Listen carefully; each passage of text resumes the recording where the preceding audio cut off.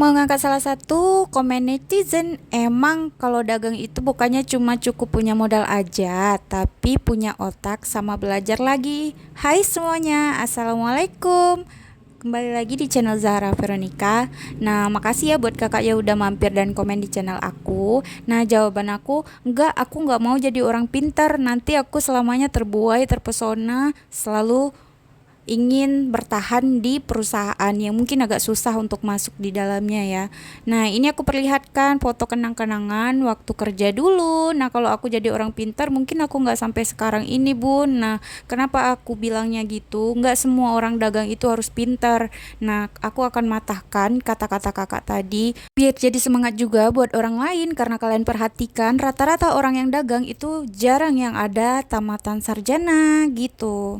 Walaupun terkadang orang dagang itu dipandang sebelah mata, tapi perlu kalian ketahui, baju seragam dan titel itu tidak sebanding dengan aset yang para pedagang punya. Apakah itu? Yaitu kebebasan. Nah, kalian semua pasti merasakan bagi yang kerja di perusahaan, karena aku juga pernah ngalami. Dan kebebasan itu aku dapat setelah aku dagang alias buka usaha sendiri. Nah, apapun itu usaha kalian, yang penting kita itu sudah berdiri di atas kaki kita sendiri, nggak bergantung dengan orang lain. Itu udah luar biasa. Semangat buat para pedagang seluruh Indonesia dan dimanapun kalian berada. Sehat selalu ya.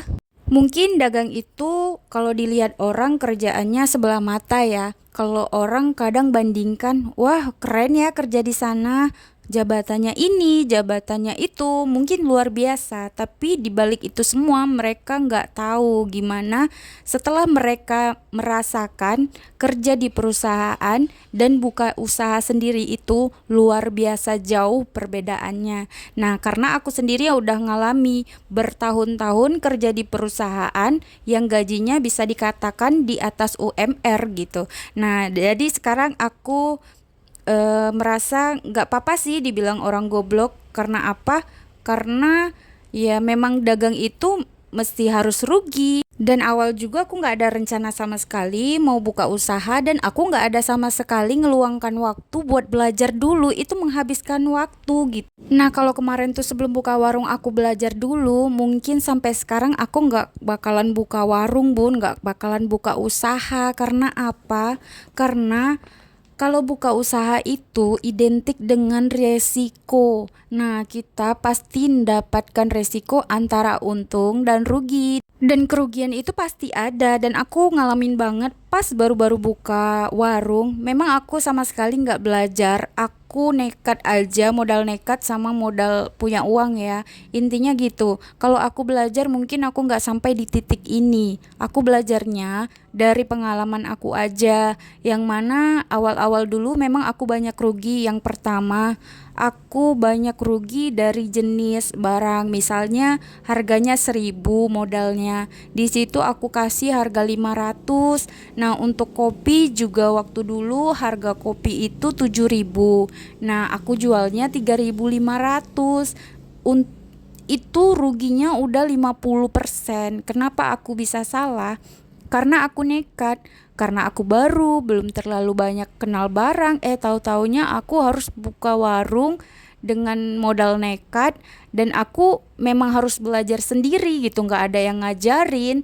Tapi dengan berjalannya waktu, nggak apa-apa aku rugi, yang penting aku bisa belajar dan aku bisa memahami, oh kesalahan aku dulu begini, kesalahan aku dulu gini. Nah, kesalahan aku waktu itu, nah di dalam satu pak kopi itu isinya 10. Nah, aku tuh baginya 20 karena terlalu banyak barang menumpuk. Jadi aku tuh nggak fokus gitu. Ada salah satu yang salah gitu ya. Jadi itulah, aku memang goblok, Bun, sama sekali nggak tahu pengalaman tentang sembako, tapi aku nekat. Aku wujudkan satu ide aku meskipun ya nggak pernah mikir. Yang penting melangkah aja. Aku cuma punya harapan, yang penting punya waktu buat keluarga, yang penting bisa makan. Nggak apa-apa rugi, yang penting kita jalani aja dulu.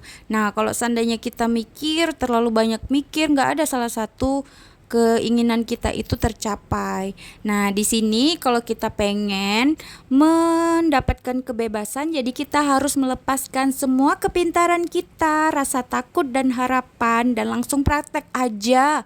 Yang penting kita tuh yakin Allah bakalan ngasih rezeki buat kita semua sesuai dengan takaran yang udah ditentukan. Gitu aja. Dan akhirnya alhamdulillah 1 tahun udah terlewati, banyak pelajaran yang aku ambil dari semuanya, dan aku berharap kedepannya aku bisa lebih baik lagi menghadapi para pembeli dan menghadapi segala macam apapun itu. Nah, buat kalian semua semangat ya dimanapun kalian berada. Bagi yang mau buka usaha atau apapun itu, semoga kalian diberikan rezeki yang berlimpah dan kesehatan, diberi kelancaran juga. Nah, udah dulu ya bunda-bunda. Makasih yang udah dengerin cerita aku hari ini. Assalamualaikum.